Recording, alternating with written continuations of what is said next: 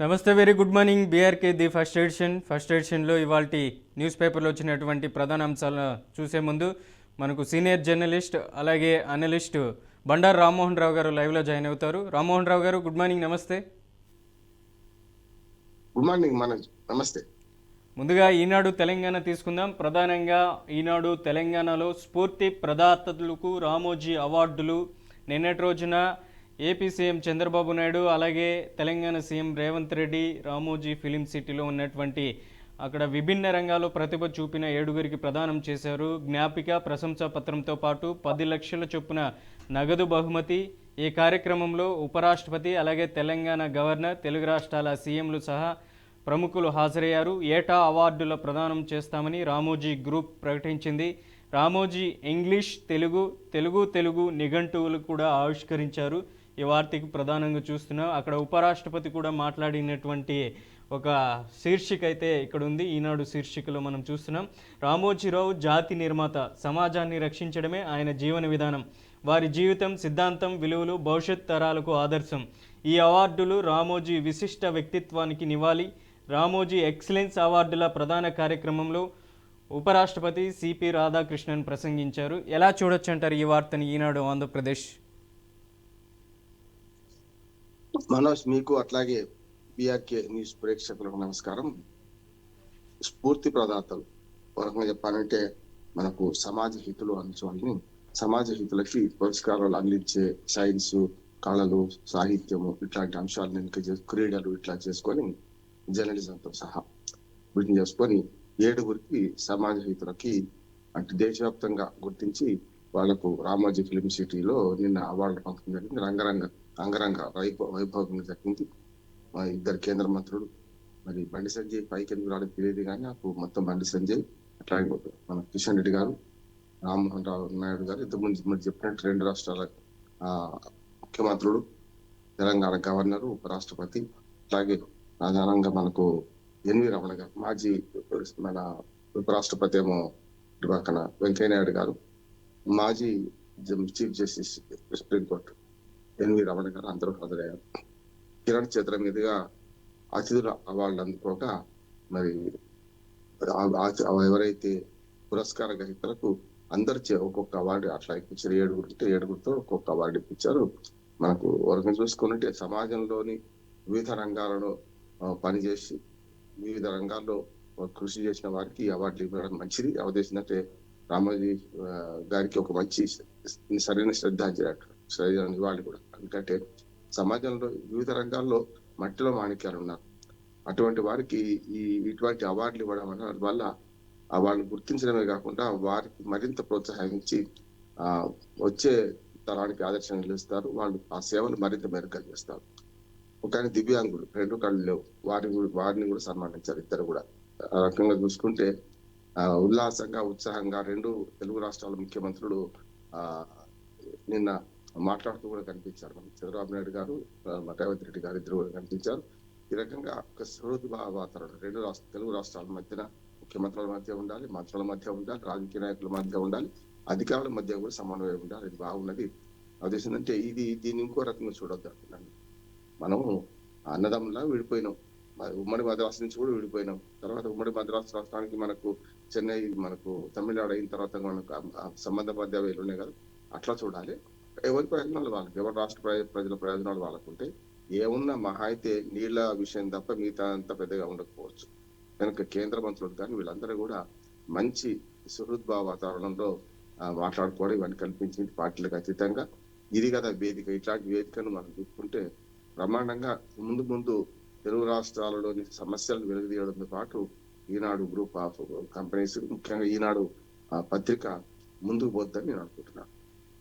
Right. మరో వార్త చూస్తున్నాం. ఈనాడు తెలంగాణలో దమ్ముంటే పట్టుకోరా షెకావత్తు, పట్టుకుంటే మీ అంతు చూస్తా, మీ సినిమాలకు సంబంధించినటువంటి ప్రతి ఒక్కటి బయట పెడతానంటూ కూడా తెలంగాణ పోలీసులకి సవాల్ విసిరాడు ఐబొమ్మ బప్పం టీవీ నిర్వాహకుడు ఇమ్మడి రవి.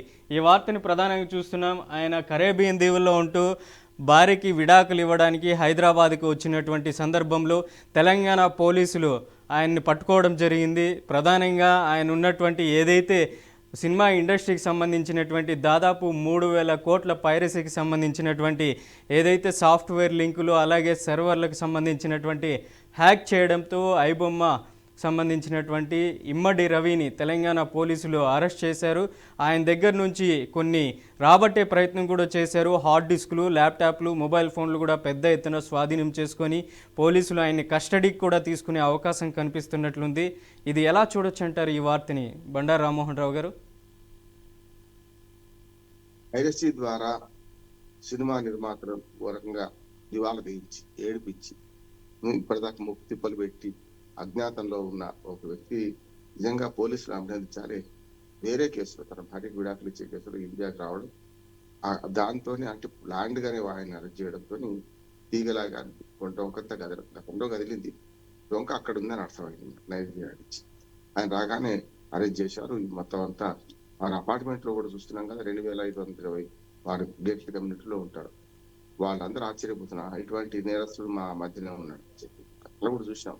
ఎవరికి తెలియకుండా బతకాలంటే నగరంలో బతుకు, ఇప్పుడు అరణ్యంలో బతికితే ఎవరికి తెలియకుండా బతికేవాడు గతంలో. ఇప్పుడు అట్లా అరణ్యాన్ని జల్లెడబడుతున్న సందర్భంలో అరణ్యంలో ప్రతి ఇంచు కూడా మనకు కనపడుతుంది. కానీ జనారణ్యంలో ఎవరేం చేస్తున్నారో తెలియడం లేదు. చూస్తున్నాం కదా మనం. జనారణ్యంలో ఉంటే మన పరకామణి హత్య కేసులో, మన పరకామణి దోపిడీ కేసులో వరకు చెప్పానంటే సతీష్ను చంపేస్తే ఆ గంటలో ఏం జరిగింది ఇప్పటికి కూడా కనుక్కోలేకపోతున్నాం. అంటే జనంలో ఉన్నప్పుడు గమనించలేకపోతున్నాం ఏదైనా సరే. ఇప్పుడు అన్ని సీసీ కెమెరాలు ఇవన్నీ వచ్చిన తర్వాత కూడా చాలా వరకు ఇంకా జనంలో ఉన్న నేరస్తులు పట్టుకోలేకపోతున్నాం. ఇది మాత్రం నా ఉద్దేశం పోలీసులు విజయంగా భావించారు. పోలీసులు ఛాలెంజ్ కి తీసుకొని కేసులో ఆయన అరెస్ట్ చేశారు. ఆయనకు సహకరించిన వాళ్ళని కూడా అరెస్ట్ చేస్తున్నారు. ఒకరి వెంట ఒకటి. ఇవాళ సినిమా పైరసీ పెద్దగా మారిపోయింది. సినిమా నిర్మాణ రంగంలో కూడా చాలా మార్పులు వచ్చినాయి. కోట్ల రూపాయలు, 100 కోట్ల రూపాయల పెట్టుబడులతో సినిమాలు తీస్తున్నారు, కొన్నిసార్లు 1,000 కోట్ల రూపాయలు. అంటే మరి అటువంటిప్పుడు దాన్ని ఎంత జాగ్రత్తగా పడుకోవాలి. పైరసీతోని వచ్చే వారం రోజుల కలెక్షన్స్ గతంలో 100 రోజులు, సంవత్సరం అనే సినిమాలు ఏముంటలేవు ఇప్పుడు. కనుక వచ్చే మొదటి వారం రోజుల్లోనే వచ్చే కలెక్షన్ అంతా దెబ్బతీస్తే కష్టం. కనుక ఇటువంటి వాళ్ళు సినిమా పైరసీ ఏదైనా సరే ఎక్కడైనా సరే పట్టుకోవాల్సిందే. ఇంకా దోషులను విచారిస్తున్నారు, చూద్దాం ఏం జరుగుతుందో. రైట్. నెక్స్ట్ మరో వార్త చూస్తున్నాం. ఈనాడు తెలంగాణకు సంబంధించినటువంటి వార్త. నేడు సుప్రీంకోర్టు ముందుకు ఏదైతే బీఆర్ఎస్ నుంచి పార్టీ ఫిరాయించినటువంటి 10 మంది ఎమ్మెల్యేలు అనర్హత పిటిషన్లు ప్రధానంగా చూస్తున్నాం. ఏదైతే 3 నెలల గడువు కూడా ఇచ్చింది బీఆర్ఎస్ ఎమ్మెల్యేలకు సంబంధించినటువంటి 10 మంది ఎమ్మెల్యేలకి స్పీకర్ ఆధ్వర్యంలో విచారణ చేపట్టాలి. దానికి సంబంధించినటువంటి ఏదైతే ఎందుకు పార్టీ ఫిరాయించారనేసి కూడా విచారణ చేపట్టాలని కూడా గడువు 3 నెలల గడువు ముగియడంతో స్పీకర్ కార్యాలయం కూడా మరో 2 నెలల గడువు కోరడం జరిగింది. ఈ నేపథ్యంలోనే ప్రధానంగా ఇప్పటికే 4 ఎమ్మెల్యేలకు సంబంధించినటువంటి విచారణ అయితే స్పీకర్ పూర్తి చేశారు. మరో 4 ఎమ్మెల్యేలను విచారణ చేయాల్సినటువంటి నేపథ్యంలో 2 నెలల గడువు అడిగారు. అలాగే బీఆర్ఎస్ సంబంధించినటువంటి ఎవరైతే కేటీఆర్ అలాగే హరీష్ రావు కూడా వీళ్ళు పార్టీ మారినటువంటి ఎమ్మెల్యేల మీద సుప్రీంకోర్టుకు వెళ్ళినటువంటి పరిస్థితి ఉంది. ఇవాళ విచారణకు వచ్చే కూడా అవకాశం ఉన్నట్లు కనపడుతుంది. ప్రధానంగా మిగతా ఉన్నటువంటి 2 ఎమ్మెల్యేలు ఏదైతే ఖైరతాబాద్ ఎమ్మెల్యే దానం నాగేందర్ అలాగే ఇక ఉన్నటువంటి స్టేషన్ గణపూర్ కడియం శ్రీహరి 2 ఎమ్మెల్యేలు కూడా స్పీకర్ అనర్హత వేటు వేయకముందే వీళ్ళే రాజీనామా చేసే అవకాశం కూడా కనిపిస్తున్నట్లుంది. ఈ వార్త ప్రధానంగా ఈనాడు తెలంగాణలో మనం చూస్తున్నాం. ఏం చెప్తారు బండారు రామ్మోహన్ రావు గారు ఈ వార్తకు సంబంధించి? మనకి ఈ ఎమ్మెల్యేల అనర్హత వేటు అంటే ముంచేది కంటడానికి అద్దెం ఎందుకన్నట్టు మీరు అన్నట్టు ఇంతకుముందు కడియం శ్రీహరి గారు అట్లాగే దానం నాగేంద్ర గారు ఇద్దరు కూడా పార్టీ ఫిరాయించినట్టు స్పష్టంగా ఆధారాలు ఉన్నాయి.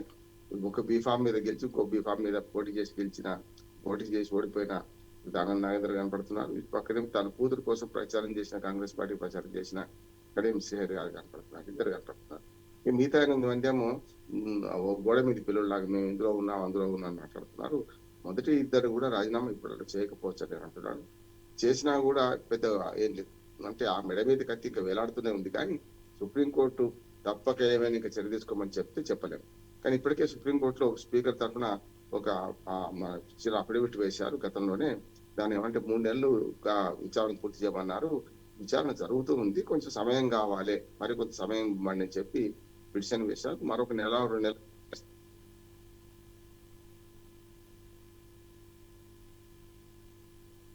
చెప్పి సమయం ఇవ్వచ్చని నేను అనుకుంటున్నాను. రెండోది ఏంటంటే ఇప్పటికే కోర్టు ధిక్కార పిటిషన్ వేసిన బీఆర్ఎస్ కూడా మరోవైపు ఉన్నది. ఇప్పుడు ఏంటంటే ఇటు పక్క అటు పక్క అడ్వకేట్ని పెట్టేసి వీళ్ళ మీద వాళ్ళ మీద వీళ్ళు కంప్లైంట్ చేసుకుని దాని మీద విచారణ జరుపుతున్నారు, సాక్ష్యాలు సేకరిస్తున్నారు. ఇవన్నీ కూడా ఒక రకంగా చెప్పాలంటే కాలయాపన కోసం నేను అనుకుంటున్నాను. ఎందుకంటే ముంచేతి కంకణానికి అర్థం ఎందుకు అన్నట్టు వాళ్ళు చేరడమే కాకుండా వాళ్ళ స్టేట్మెంట్స్ ఉన్నాయి. వాళ్ళు డైరెక్ట్ గా మేము కాంగ్రెస్ లో చేరాం, ఇంకా కొంతమంది వస్తున్నారు మా వెంబడి. ముఖ్యమంత్రి గారు ఇచ్చిన మాటలు కూడా చూసాం మనం, వీళ్ళందరూ మా పార్టీలో చేరాలని చెప్పి. ఇంకా 16 మంది వస్తారు, ద్వారం తెరిచి ఉన్నాయని గతంలో ప్రకటించారు కూడా. అందుకని ఇదంతా ఈ ప్రాసెస్ అంతా కేవలం డిలే కోసం అంటున్నాను నేనైతే. సరే, అనర్హత వేటు విధించమని సుప్రీంకోర్టు ఏమి ఇవ్వలే. ఈ కేసు నిర్ణయం తీసుకోండి, వీలైన తొందరగా విచారించి 3 నెలల్లో తీసుకోమన్నది. అక్టోబర్ 31 అయిపోయింది, ఇప్పుడు మళ్ళీ 15 రోజులు దాటింది.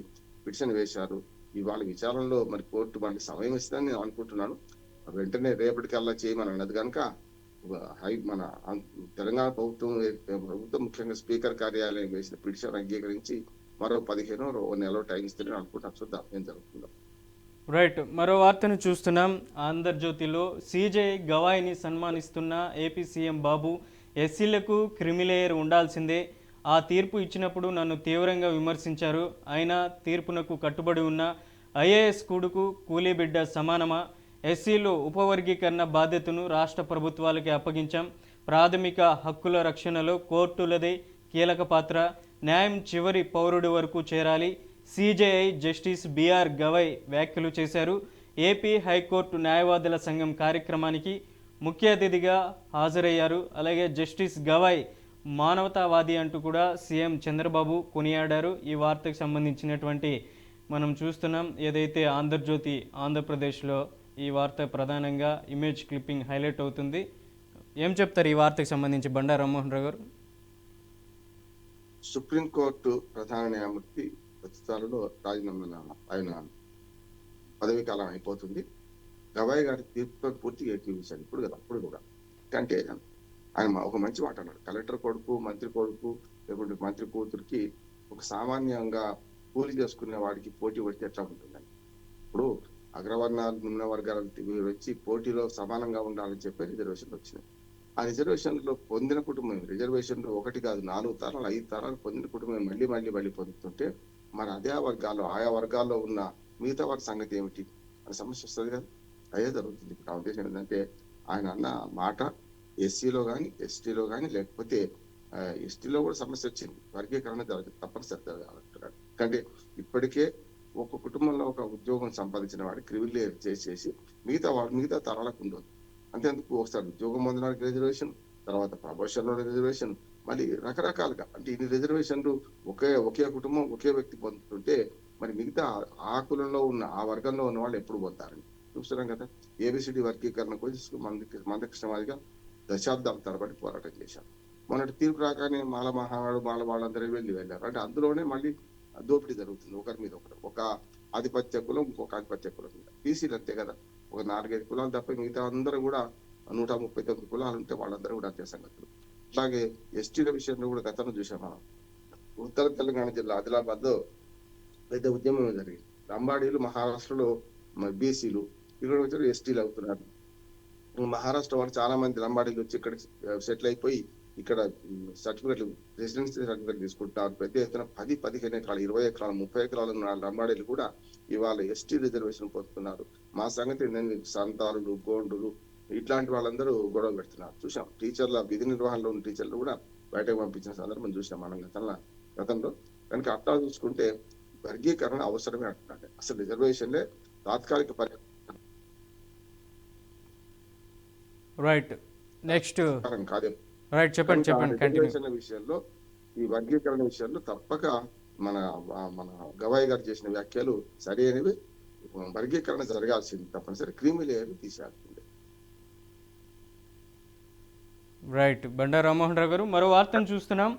ఏదైతే గుంతకల్లు నుంచి కోమలి వరకు సిఐ సతీష్ ప్రయాణించిన సమయమే కీలకం, ఆ గంటలో ఏం జరిగింది ప్రధానంగా మనం చూస్తున్నాం. ఏదైతే సిఐ సతీష్ కుమార్ ఆయన ప్రయాణిస్తున్నటువంటి రైల్లో ఏదైతే తాడిపత్రి నుంచి అక్కడ ఒక్కసారిగా ఆయన ట్రైన్లో నుంచి ఆయన ఆత్మహత్య చేసుకున్నాడా లేకపోతే వేరే కోణంలో ఏమైనా ఇది పరకామణి కేసులో ఏదైతే అక్కడ ఫిర్యాదుదారుడిగా ఉన్నాడో సిఐ సతీష్ మనం చూసాం ఒక 4 రోజుల కిందట ఈ ఇన్సిడెంట్ జరిగింది. కదులుతున్న ట్రైన్లో నుంచి ఆయన్ని తోసేశారా లేకపోతే ఎవరైనా ఆయన్ని కావాలని ప్రీ ప్లానెడ్గా మర్డర్ చేశారా అనేది ప్రతి కోణంలో పోలీసులు దర్యాప్తు చేస్తున్నటువంటి అంశాన్ని మనం గమనిస్తున్నాం. ప్రధానంగానే ఆ దిశగానే కేసు దర్యాప్తు రెండో రోజు కోమలిలో సీన్ రీకన్స్ట్రక్షన్ చేశారు. కదులుతున్న రైలు నుంచి బొమ్మను తోసేసి పోలీసులు పరిశీలించారు. A1 పక్క బోగిల్లో పాత నేరస్తులు, వివిధ బోగుల్లో ప్రయాణించిన 13 మంది ఆ కోణంలోనూ విచారణ చేస్తున్నటువంటి పోలీసులు. ప్రధానంగా ఈ వార్త మనకు ఆంధ్రజ్యోతి పేపర్లో హైలైట్ అవుతుంది. ఈ పరకామణి కేసులో ఎవరైతే ఫిర్యాదుదారుడిగా ఉన్నటువంటి సతీష్కి సంబంధించినటువంటి గతంలో టీటీడీ హయాంలో అప్పటి 2023 ఫిబ్రవరిలో ఎవరైతే టీటీడీ చైర్మన్గా ఉన్నారో అప్పటి వైవి సుబ్బారెడ్డి హయాంలోని ఈ పరకామణి కేసులో చోరీ పెద్ద ఎత్తున జరిగిందంటూ కూడా గతంలో సిట్ విచారణ ప్రారంభించింది. ఫస్ట్ డే సిట్ విచారణకు కూడా విజయవాడలో సతీష్ హాజరయ్యారు. రెండోసారి సిట్ విచారణకు ఆయన తాడిపత్రి నుంచి విజయవాడకు ట్రైన్లో వెళ్తున్నటువంటి సందర్భంలో ఈ ఇన్సిడెంట్ చోటు చేసుకోవడం జరిగింది. ఎలా చూడొచ్చు అంటారు ఈ వార్తకు సంబంధించి? పరకామణి చోరీ కేసులో వరకు చెప్పాలంటే ప్రతిరోజు ఆ నిందితుడు చోరీ చేశారు. అక్కడ దాన్ని సీసీ కెమెరాలు పట్టుకున్నారు. తర్వాత ఆయన డబ్బులు వెనక్కి ఇచ్చేస్తే కూరుకున్నారు. అయిపోయింది. అది తప్పు. ఎప్పుడైనా న్యాయపరంగా చూస్తే డబ్బులు రికవరీ అయినంత మాత్రాన నిందితుడిని విడిచిపెట్టాల్సిన అవసరం లేదు. దాని మీద విచారణ జరుగుతుంది. ఈయన గుంతకల్లో రైలు ఎక్కారు. గుంతకల్ నుంచి తాడిపత్రి ఇప్పుడు కోమలి అని రైల్వే స్టేషన్ మధ్యన ఆయన శవం కనిపించింది. అది హత్య అని ప్రాథమికంగా నిర్ధారించారు. కానీ ఇప్పుడు 3 సార్లు 72 గంటలు వాటికి ఇప్పటికీ దాదాపు 90 గంటలు గడిచింది ఆయన మరణించి. చూస్తే ఆ రాత్రి ఏం జరిగింది ఆ గంటలో అనేది ప్రయత్నం చేస్తున్నారు. 3 సార్లు సీన్ రీకన్స్ట్రక్షన్ చేశారు. ఆయన బరువు సతీష్ ఎవరైతే మర్డర్ చేయబడ్డారో ఆయన బరువు సరిపడా ఒక బొమ్మలు తయారు చేసి దాన్ని ట్రైన్ లో నుంచి అంటే ఆ మెట్ల మీద కూర్చొని పడితే ఎట్లా ఉంటుంది, లేకపోతే ఎవరైనా తోసేస్తే ఎట్లా ఉంటుంది, ట్రైన్ నుంచి కదులుతున్నారు వేగంగా పెడుతున్న రైలు నుంచి అని చెప్పి 3 రకాల ప్రయత్నం చేశారు. ఎక్కడా కూడా అంత దూరం పడలే. సీట్ మీద మనకు మెట్ల మీద కూర్చొని కింద పడితే ఎట్లా ఉంటుంది చూశారు. విసిరేసి దూరంగా చంపి విసిరేస్తే ఎట్లా ఉంటుందో చూశారు. లేకుంటే చంపక ముందే దూరంగా విసిరేస్తే ఏం జరుగుతుందో చూశారు కదా బొమ్మకి ఎట్లా జరిగిన కాలు చేతులు విరిగిపోవాలి. కానీ అట్లనే తల మీద గాయం తప్ప ఆయన దూరంగా పడితే పెద్ద గాయాలు ఏం కాలేదు. మరి ట్రైన్ నుంచి కాకుండా ఆయన చంపే అక్కడ దిగిపోయి అక్కడ వేశారా ఇవన్నీ విచారణకు వస్తున్నాయి. ప్రాథమికంగా మాత్రం హత్యాన్ని నిర్ధారించారు. ఇట్లా ఇంకొక శ్రీనివాసులను ఇంకో సాక్షి కూడా అంటున్నాడు, నాకు కూడా బెదిరింపులు వస్తున్నాయి, నాకు కూడా భద్రత కల్పించండి, సతీష్ లాగా నేను కూడా మరి చంపబడతానేమో అని చెప్పి శ్రీనివాసులను ఇంకో సాక్షి కూడా అంటున్నారు. చూస్తాం ఏం జరుగుతుందో. విచారణ ఇప్పుడు జరుగుతున్నప్పుడు మనం ఏం మాట్లాడిన లాభం లేదు. పోలీసులు అన్ని కోణాలు విచారిస్తున్నారు. ట్రైన్ లో మర్డర్ చేసి నూకేశారా, లేకపోతే ట్రైన్ నుంచి బతుకున్న వాడిని నూకేశారా, లేకుంటే 2 కాకుండా చంపేసి అంటే ఏదో స్టేషన్ దిగిపోయి వాళ్ళు ఇక్కడికి వచ్చి పడేశారా, ఇవన్నీ చూడాల్సిన అవసరం ఉంది. ఏదైనా సరే సాక్షులు మరణం అని జరుగుతుంటే ఈ కేసులో చాలా పెద్ద తలకాయలు ఉన్నట్టు అర్థమవుతుంది. ఆ పెద్ద తలకాయలే ఈ మొత్తం కేసులో కీలకమైన సాక్షులు. అంటే గతంలో ఒకసారి సాక్ష్యం ఇచ్చొచ్చాడు విజయవాడ మీరు అన్నట్టు. ఆ సాక్ష్యం తర్వాత ఇప్పుడు రెండోసారి సాక్ష్యం ఇవ్వబోతున్నారు. డిపార్ట్మెంట్ మారింది. గతంలో పరకామణి సెక్యూరిటీ ఆఫీసర్ ఉండేవాడు. ఇప్పుడు రైల్వేలో జోన్ లో పనిచేస్తున్నారు. గుంతకల్ జోన్ నుంచి. చూద్దాం ఏం జరుగుతుంది. చనిపోయిన వారు బంధువులు కూడా ఆరోపిస్తున్నారు. ఏమనంటే మా బంధువును అట్లా చంపారు, హత్యనే ముమ్మాటికి హత్య అని చెప్పి విచారణ జరుగుతుంది. ఏం చేస్తుంది చూద్దాం. రైట్. నెక్స్ట్ సాక్షి పేపర్ తీసుకుందాం. ప్రధానంగా నిన్నటి రోజున ఏపీ పరిస్థితి, ఆర్థిక పరిస్థితి తీవ్ర ఆందోళనకరంగా ఉందంటూ కూడా ఏపీ మాజీ సీఎం వైఎస్ జగన్ ఒక ట్వీట్ అనేది చేశారు. ప్రధానంగా చూస్తున్నాం, రాష్ట్రం దూసుకెళ్తున్నది అప్పుల్లోని సీఎం చంద్రబాబుపై వైఎస్ జగన్ ధ్వజమెత్తారు. 2025-26 తొలి 6 నెలల్లో రాష్ట్ర సొంత పన్నుల ఆదాయ వృద్ధి 7.3%. గత ఏడాదితో పోల్చితే ఈ ఏడాది మొదటి 6 నెలల్లో జీఎస్టీ, అమ్మకు పన్ను ఆదాయాల వృద్ధి 2.85%. 2023-24 నుంచి 2025-26 మొదటి 6 నెలల్లో రాష్ట్ర సొంత పన్ను ఆదాయాల వార్షిక వృద్ధి రేటుతో పోల్చితే ప్రస్తుత ఆర్థిక ఏడాది మొదటి 6 నెలల వృద్ధి 2.75%. అయినా సరే రాష్ట్రం అద్భుతమైన వృద్ధి సాధిస్తుందంటూ ప్రజలను నమ్మించడానికి బాబు ప్రయత్నిస్తున్నారు. గత 2 ఏళ్లలో మూలధన వ్యయం వార్షిక వృద్ధి రేటు 16% తగ్గింది. 2025-26లో రాష్ట్ర సొంత పన్నుల ఆదాయం వృద్ధి 3.47%. కానీ గత ఏడాదితో పోల్చితే ఈ ఏడాది తొలి త్రైమాసికంలో జిఎస్డిపి వృద్ధి 10.50% అధికంగా ఉన్నట్లు ప్రకటించారు.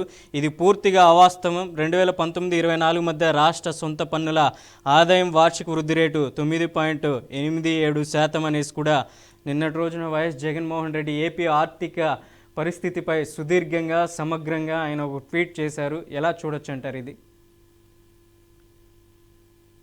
మనోజ్, మనకు ఆంధ్రప్రదేశ్లో అయితే ఇప్పుడే రేపో ఎల్లుండి ఎన్నికలు వస్తే ఎట్లా మాట్లాడుకుంటే అట్లా మాట్లాడుకుంటారు. నా ఉద్దేశం ఏంటంటే నిజమే, ఇప్పుడు మీరు చేసిన పని ఏమిటి? మీరు కూడా 13 లక్షల కోట్లు 12 లక్షల కోట్లు అని వెళ్ళినారు, కానీ ఆ అప్పుల గురించి సమగ్రమైన సమాచారం ప్రజలకేమో అందడం లేదంటున్నాను. ఇందులో అప్పుల్లో రాష్ట్ర ప్రభుత్వం చేసే అప్పులు 3 రకాలు ఉంటాయి. ఒకటి బడ్జెటరీ అప్పులు, రెండోది ఏమో గ్యారంటీ అప్పులు, మూడోది కార్పొరేషన్ పేరు మీద తీసుకొని అవి తెచ్చుకుంటాయి. ఉదాహరణ గట్టిగా ప్రజలకు అర్థం కావడం చెప్పేది ఏంటంటే, బడ్జెటరీ అప్పులు అంటే అసెంబ్లీలో ప్రవేశపెడతారు, ఎఫ్ఆర్బిఎం పరిధుల మేరకే అప్పు తీసుకుంటారు. అదొకటి బడ్జెటరీ అప్పులు అంటే అది బడ్జెట్ లో చూపిస్తారు. కానీ గ్యారంటీ అప్పులు అట్లా కాదు. ఉదాహరణకు తెలంగాణలో మీకు భద్రాద్రి యాదాద్రి విద్యుత్ ఉత్పత్తి కేంద్రాలను ప్రారంభించడానికి నిర్మించడానికి దానికి అప్పు తీసుకుంది ఆ డిపార్ట్మెంట్ దానికి వీళ్ళు రాష్ట్ర ప్రభుత్వం గ్యారంటీ ఇస్తుంది. వాళ్ళు కట్టకపోతే మేము కడతామని చెప్పి కార్పొరేషన్లు, అది ఆర్టీసీ కావచ్చు, ఎలక్ట్రిసిటీ కావచ్చు, ఇతరత్ర కార్పొరేషన్లు. ఈ మూడోది ఏంటంటే మన కార్పొరేషన్ అప్పుడు ఉదాహరణకు మన కాళేశ్వరం కార్పొరేషన్ అని చెప్పి ఏర్పాటు చేసి ఒక 90,000 కోట్ల రూపాయలు అప్పు తీసుకున్నారు. అదే కార్పొరేషన్ ద్వారా మేము ఈ ప్రాజెక్ట్ కడుతున్నాం, ఈ ప్రాజెక్ట్ లో ఇంత డబ్బు వస్తుంది, మాకు ఆదాయం వస్తుంది, 2 ఏళ్ళ నుంచో 3 ఏళ్ళ నుంచో మీకు తీరుతామని చెప్పి ఈ 3 రకాల అప్పులు.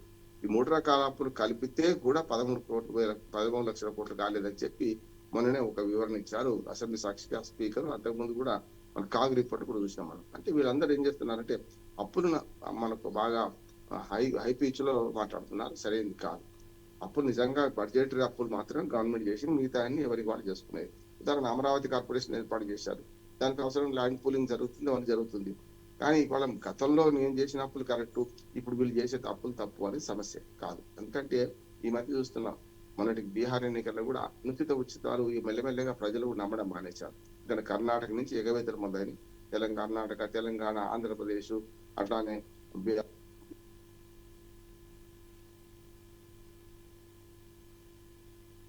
ఈ అప్పుల గురించి అందరికి అర్థమవుతుంది ఏంటంటే, అప్పు చేసి పప్పు కూడా తింటున్నారు వీళ్ళు. సంక్షేమ పథకాలకేమో మొత్తం నిధులు ఇచ్చేసేసి చూస్తున్నాం కదా. ఇప్పుడు మెల్లమెల్లగా జీడిపి మనకు బాగా పెరుగుతుందని హైప్ క్రియేట్ చేస్తున్నారు. మనకు జిఎస్టి పన్నులు కానీ ఇతరత్ర సమానంగా వస్తున్నాయి కదా కేంద్ర రాష్ట్ర ప్రభుత్వాలకు. అంటే ఆదాయం ప్రధానంగా జిఎస్టి ఒకటి వస్తుంది. అట్లానే వీళ్ళు ఏం చేస్తున్నారు, మద్యాన్ని అట్లానే పెట్రోల్ డీజిల్ మీద వీటి మీద పెద్ద జిఎస్టి పరిధిలోకి రావు కనుక పెద్ద ఎత్తున ఆదాయాన్ని సమకూర్చుకుంటారు. అంటే ప్రజలను తాగుబోతులు చేసి మన మద్యం మీద, లేకపోతే మధ్యతరగతి ప్రజల నుంచి మొదలుకొని అనేక సరుకు రవాణా దాన్ని కూడా ఎక్కువ హైప్ క్రియేట్ చేసి ఇవాళ అక్కడి నుంచి కూడా పెట్రోల్ డీజిల్ మీద వ్యాట్ అనే పేరు మీద రాష్ట్ర ప్రభుత్వాలు దోచుకుంటారు, కేంద్ర రాష్ట్ర ప్రభుత్వం దోచుకుంటున్నాయి. ఈ 3 ప్రధాన వనరులు తప్పించి నిజంగా ప్రజల నుంచి పన్నులు వచ్చేసిన పరిస్థితి లేదు. మెల్లమెల్లగా ప్రత్యక్ష పన్నులను మెల్లమెల్ల తగ్గిస్తూ పరోక్ష పన్నులను ద్వారా ఎక్కువ ఆదాయం సమకూరుస్తున్నారు. ఈ అప్పుల విషయంలో ఇద్దరు కూడా తప్పుగా మాట్లాడుతున్నారు. ఏమైనా సరే మనకి సంక్షేమ పథకాలకి ఉన్న బడ్జెట్ అంతా పోయి అయ్యగారి సంపాదన అమ్మగారి పసుపు కుంకుమలకు అని సామెత ఉన్నది. అట్లా చేసి నిజమైన అభివృద్ధి కోసం అప్పులు చేయాల్సిన పరిస్థితి వస్తుంది. కానీ నిజంగా చెప్పాలంటే అప్పుడైనా ఇప్పుడైనా రాష్ట్ర ప్రభుత్వం ఆర్థిక పరిస్థితి ఆగమ్యగోచరంగా అనేది ప్రజలను అప్పులపాలు చేస్తున్నారు. ఇప్పటికి కూడా ఆంధ్రప్రదేశ్ ప్రజల మీద ప్రతి మనిషి మీద పుట్టిన బిడ్డ నుంచి మొదలుపెట్టి 30,000 రూపాయల అప్పున్నది అంటున్నారు. చూద్దాం ఏం జరుగుతుందో. రైట్. మరో వార్తను చూస్తున్నాం. భూత వైద్యులు ఏదైతే ఢిల్లీ బాంబ్ బ్లాస్ట్ కేసులో అరెస్ట్ అయినటువంటి 15 మంది నిందితులు ఎవరైతే ఉమర్ అహ్మద్, అలాగే ఇమాం ఇర్ఫాన్, లేడీ డాక్టర్ షాహీన్ని అదుపులో తీసుకొని ఎన్ఐఏ దర్యాప్తు సంస్థలు లోతుగా విచారిస్తున్నాయి. ఈ కేసులో ఇప్పటికే ఆచూకీ లేకుండా పోయిన 15 మంది డాక్టర్లు, మరో 200 మందికి పైగా దర్యాప్తు సంస్థల నిఘా, ప్రియాంక శర్మ అనే వైద్యురాలి అరెస్టు అలాగే విడుదల చేశారు. ఆమె సెల్ ఫోన్, ఓ సిమ్ కార్డును కూడా సీజ్ చేశారు. ఉమర్ నబీ సహచరుడు రషీద్ అలీని కూడా అరెస్ట్ చేశారు. పేలిన I-20 కార్ రిజిస్ట్రేషన్ రషీద్ పేరిటే ఉందంటూ కూడా ఎన్ఐఏ దర్యాప్తు సంస్థలు లోతుగా విచారిస్తున్నాయి. ప్రధానమైనటువంటి పట్టణాల్లో కూడా ఇప్పటికీ భారీగా సెక్యూరిటీ బలగాలు కూడా మోహరించారు. ముంబై, కోల్కతా, హైదరాబాద్, విశాఖపట్నం, తిరుపతి, విజయవాడ లాంటి ప్రధాన నగరాల్లో ఈ ఢిల్లీ బాంబ్ బ్లాస్ట్ అరెస్ట్ అయినటువంటి అక్కడ నిందితులు ఇచ్చినటువంటి సమాచారం ఆధారంగా ఇప్పటికే హైదరాబాద్లో ఉన్నటువంటి మహమ్మద్ని కూడా అరెస్ట్ చేశారు. ఏదైతే ఆముదపు గింజల నుంచి రెసిన్ అనే విషపూరిత పదార్థాన్ని తయారు చేస్తున్నటువంటి అతన్ని కూడా అదుపులోకి తీసుకున్నారు. ఎలా చూడొచ్చు అంటారు? ఈ ఉగ్రవాదాన్ని నిర్మూలనకు కేంద్ర ప్రభుత్వం కీలకమైనటువంటి చర్యలు తీసుకోవాల్సినటువంటి అవసరం ఉందంటారా? తప్పక ఉంది. ఎందుకంటే మన శ్రీనగర్ బాంబు పేలను కూడా మనం ఓ రకంగా కుట్రకోణం ఏమైనా ఉందని ఆలోచన చేసిన తీవ్రవాద చర్య అనుకున్నాం. కానీ ఆ పోలీస్ స్టేషన్ లో మనకు ఏదైతే మన మన పేలు పదార్థాల శాంపిల్స్ తీసుకునే క్రమంలోనే జరిగిందని తెలిసింది. కనుక అది పెద్దగా మనకు చాలా ప్రమాదం. కానీ దానిలో కుట్రకోణం లేదు, లేకుండా ఉగ్రవాద కోణం లేదు తెలిపోయింది. ఊపిరి పీల్చుకున్నాం. ఇక ఢిల్లీ మన బాంబు పేలుల విషయంలో ఇప్పటికే చాలా చేస్తున్నారు. వైద్యో నారాయణ హరి అన్నట్టు నిజంగా వైద్యులు సమాజానికి శస్త్రచికిత్స చేయాల్సిన వాళ్ళు, సమాజంలో ఉన్న రోగాలను, వ్యక్తిగతంగా రోగాలను నయం చేయాల్సిన వాళ్ళు సమాజానికి చీడపీడగా తయారయ్యారు. అందరూ కాదు, ఈ రకంగా చూస్తున్నాం కదా. వీళ్ళందరూ బయటకు పోయినట్టు కుట్రకోణాన్ని ఛేదించే క్రమంలోనే కేంద్ర ప్రభుత్వం ముఖ్యంగా ఎన్ఐఏ దర్యాప్తు చేస్తూనే ఉంది. ఇప్పటికి అరెస్టులు జరిగినాయి. వాళ్ళ నుంచి కీలక సమాచారం తెలుసుకునే ప్రయత్నం చేస్తున్నారు. మనం 26 జనవరి పోయిన ఈ నెల ఈ సంవత్సరం 26 జనవరికి విధ్వంసం సృష్టిద్దామనుకున్నారు. తర్వాత రేపు వచ్చే 6th డిసెంబర్ బాబీ మసీద్ కూల్చివేత దినం నాడు పెద్ద ఎత్తున చేస్తారనుకున్నారు. అట్లాగే అంతకుముందు మొన్న దీపావళి నాడు కూడా ఈ బాంబుల శబ్దంలో ఆనందోత్సవాలతో ప్రజలు ఉంటే విషాదం నింపుదామని ప్రయత్నం చేసిండ్రు. ఇవన్నీ సాధ్యం కాదు. నిజంగా చెప్పాలంటే వీళ్ళు ప్రీ ప్లాన్డ్ గా చేసే క్రమంలోనే ప్రమాదవశాత్తు పేలినాయి. పూర్వం మానవ బాంబుగా మారి పోతే పోయిందని. అంటే గతంలో ఈ తీగలాగారు కనుక డొంక కదులుతుంది కనుక చాలా మంది వైద్యుల్ని అరెస్ట్ చేసిన తర్వాత అంతకుముందు 2 రోజుల ముందు జరుగుతున్నాయి కనుక తమ పేరు ఎక్కడికి బయటకు వస్తుందని చెప్పి వీళ్ళు ఆ ప్రయాణం చేస్తూ అది అనుకోకుండా పేరడం, దానిలో వాళ్ళు కూడా చనిపోవడం జరిగింది, తీవ్రవాదులు చనిపోవడం జరిగింది. ఆ 300 కిలోలు ఇంకా కొంత ఈ పేలుడు పదార్థాలు ఎక్కడ దాచారు ఇప్పటికి తెలియడం లేదు. దాని గురించి ఆచూకీ తీస్తున్నారు. ఇక మరి రేసిన్ తయారు, ఆముదం గింజల నుంచి రేసిన్ తయారు చేసి పాలల్లో కానీ నీళ్లలో కలిపి లక్షలాది మంది ప్రాణాలు తీస్తా అనుకున్న వాడి వైద్యుడి బండారం బయట పెట్టారు. ఇప్పుడు అదే ఆయన అరెస్ట్ చేశారు. మొత్తం మీద షాహీన్ అరెస్ట్ కూడా ఒక రకంగా చెప్పాలంటే మహిళా డాక్టర్ షాహీన్ వీళ్ళందరూ కూడా ప్రపంచానికి, దేశానికి సేవ చేయాల్సిన వాళ్ళు చైనాలో చదువుకొని వచ్చి ఇక్కడ మాత్రం దిష్ట వేసుకొని కూర్చొని పెద్ద ఎత్తున ఇటువంటి విధ్వంస చర్యలు కోరుకున్నారు. చూద్దాం. అంటే ఎంక్వైరీలో చాలా విషయాలు మనకు ఇప్పుడు డిస్క్లోజ్ కావు. అంటే మొత్తం సీన్ రీకన్స్ట్రక్షన్ చేస్తారు. తర్వాత ఎవరిని పట్టుకోవాలి, ఎక్కడెక్కడ ఆస్పాస్ నుండి చేస్తారు, వీళ్ళందరినీ విచారిస్తున్నారు. విచారించే క్రమంలో మనకు బయట ప్రజలకు అంత సమాచారం తెలియదు. కానీ మొత్తం మీద ఢిల్లీ పేలుడు కేసును ఆధారం చేసుకొని మీరు అన్నట్టు హైదరాబాద్ తో సహా దాదాపు 6-7 నగరాలను అలర్ట్ చేశారు. పెద్ద ఎత్తున ఇవన్నీ కూడా జరుగుతూనే ఉన్నాయి. అది విచారణ పూర్తి చేసిన తర్వాత మాత్రం మనకు అసలు విషయాలు తెలుస్తాయి అంటారు. ఇప్పుడంతా కూడా మనకు తెలిసేది కొంత విషయాలు తెలుస్తుంటాయి. పోలీసులు కూడా బయట పెట్టరు. అంటే మనకు నిందితులు, నేరస్తులు అలర్ట్ అవుతారు కదా, అందుకనే విచారణ విషయాలను పక్కదారి పెట్టిస్తారు కూడా. ఒక్కోసారి ఇట్లా జరుగుతుంది, ఎవరు లేరు అనుకుంటున్నాం అంటారు. అసలు వాడు బయటకు వచ్చినా పట్టుకుంటాం. చూస్తున్నాం కదా, ఇప్పుడు అరెస్టులన్నీ అట్లా జరుగుతున్నాయి కదా. చూద్దాం ఏం జరుగుతుంది. రైట్. మరో వార్తను చూస్తున్నాం. తెలుగు రాష్ట్రాలు చలికి గజగజ వణికిపోతున్నాయి. రాష్ట్రంలో మరింత పడిపోతున్న రాత్రి ఉష్ణోగ్రతలు. ఆదివారం అత్యల్పంగా సిర్పూర్లో 7.4 డిగ్రీలు, 10 జిల్లాలకు ఆరెంజ్ అలర్ట్, ఇతర జిల్లాలకు ఎల్లో అలర్ట్. శేర్లింగంపల్లిలో 10 డిగ్రీలు పడిపోయిన ఉష్ణోగ్రతలు. రాబోయే 2-3 రోజులు మరింత చలి పెరిగే అవకాశం ఉందంటూ కూడా వాతావరణ శాఖ కేంద్రం వెల్లడించింది. ఇటు ఆంధ్రప్రదేశ్లో కూడా విశాఖ, పాడేరు, అరకులో కూడా -డిగ్రీలకు పడిపోయినటువంటి పరిస్థితి అయితే కనపడుతుంది. ఎలా చూడొచ్చు అంటారు ఈ వార్తకు సంబంధించి? మైనస్ పడలేదు కానీ పడలేదు కానీ ఇంకా ఇప్పటికైతే బిలో 10 degrees అంటే 7. తెలంగాణ అయితే సిర్పూర్, నిన్నటిదాకా నేను ఆదిలాబాద్ జిల్లాలోనే ఉన్నాను, ఆ ప్రాంతంలో ఉన్నాను, 7 చిల్లర ఉన్నది. మిగతా చోట్ల ఒకసారి గతంలో చూసాం, ఒక 10-15 ఏళ్ల క్రితం ఉమ్మడి మెదక్ జిల్లాలో +4 4 డిగ్రీలకు ఇప్పుడు పడిపోయిన సందర్భం చూసాం. ఇప్పుడు కావాలి ఏంటంటే వాతావరణం మారుతుంది. శీతాకాలం బాగా పెరుగుతుంది. చూస్తున్నాం మనం కొన్ని చోట్లయితే ఢిల్లీ లాంటి చోట్లయితే మనకు పొగమంచు కమ్ముకొని మొత్తం అసలు పొల్యూషన్ ఉంది కనుక చలికాలం చలి పెడితే దానికి తగ్గట్టుగా మనం ఏర్పాటు చేసుకోవాల్సి అంతకన్నా ఏం లేదు. కానీ ప్రయాణంలో ప్రమాదాలు జరిగే అవకాశం ఉంది కనుక తెల్లారి గట్ల ప్రయాణం కొంచెం మానుకుంటే మంచిది. మంచు కప్పి ఉండడం వల్ల మన ప్రమాదాలు జరిగే అవకాశం ఎక్కువ ఉంటుంది కనుక వీలైనంత త్వరగా రాత్రి ఇంటికి చేరుకోవడం. మన పొద్దున కొంచెం తేడా అంటే అసలు యాక్చువల్గా మంచు కూడా మనకు ఆఫ్టర్ 7 ఎక్కువ కురుస్తుంటది. అంటే ఎండ సూర్యుడు వచ్చిన తర్వాత కూడా కురుస్తుంటది కనుక సాధ్యమైనంత వరకు ప్రయాణాలు పొద్దునప్పుడు చేయకపోవడం మంచిది అంటున్నాను నేను. ఇక చలిపూరి ఎట్లాగూ తినేస్తూనే ఉంటది. అతి త్వరలో ఈ వారం అంతా ఇంకా తెలంగాణ కానీ అది మీరు అన్న పాడేరు ఆంధ్రప్రదేశ్ కానీ ఆహ్లాదకరంగా ఉండే వాతావరణం అయితే దీన్ని కూడా అనుభవిద్దాం. ప్రకృతి బింతలను ప్రకృతి మనకు మార్పుల్ని మనం ఖచ్చితంగా ఆస్వాదించాలి, అభినందించాలి, ఆస్వాదించాలి. కానీ ప్రమాదాలకు కారణంగా కూడా చూసుకోవాలి. అందువల్ల సరిపోతుంది. రైట్. బండారు రామ్మోహన్ రావు గారు, ఇవాళ పేపర్లో వచ్చినటువంటి ప్రధాన అంశాలపై మీ విశ్లేషణ అందించినందుకు ధన్యవాదాలు. Thank you. రైట్, ఇది ఇవాళ ది ఫస్ట్ ఎడిషన్. రేపటి ఫస్ట్ ఎడిషన్లో మళ్ళీ కలుద్దాం. చూస్తూనే ఉండండి BRK న్యూస్.